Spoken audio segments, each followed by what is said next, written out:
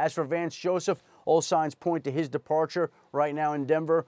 He is supposed to meet with his coaching staff and the Broncos. Vance Joseph actually just was released. He just got fired moments ago. The Broncos have let go of Vance Joseph, and they have made that move. They are moving on from Vance Joseph as we speak right now. That's live television for you there, right there, as things happen. As we're talking about a potential meeting, the Broncos now officially have fired Vance Joseph. He becomes the third head coach in this cycle to be let go. We've seen Todd Bowles let go. We've seen Dirk Cutter let go. We've now seen Vance Joseph let go in Denver with the Broncos organization. The Broncos are moving in a new direction. He got 2 years. They've had back-to-back losing seasons, but the Broncos have now officially made that change, and Vance Joseph has been released as their head coach. Great job, Schefter. Breaking news as we speak. And as always, if anything continues to happen, Schefter will be back with us. Thanks, Adam. We appreciate it. So the great debate we're going to get into next, the great debate, the most deserving or the best teams.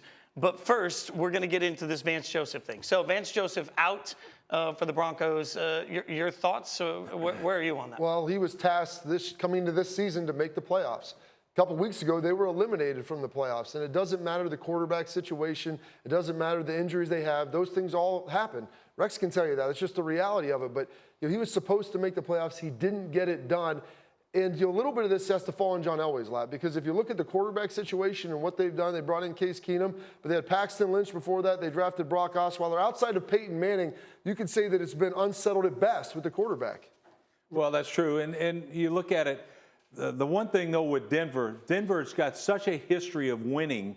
And when you look at this is the first time in probably 40 years that they've had back-to-back losing seasons or something ridiculous like that. So, you know what? It's not unexpected. It's unfortunate, though. Here's a young guy that finally gets an opportunity to be a head coach, and after 2 years, he's gone. I wanted to ask, you have been in this position. You've been there.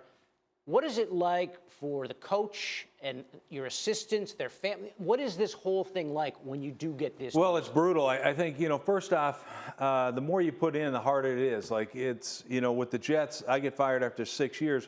We all saw it coming. We knew what was happening. They, for whatever reason, we knew it was going to happen. And I talked with the owner before we played the last game, Woody Johnson, and it's like, I understood. I'm like, you had to fire me. We won 4 games.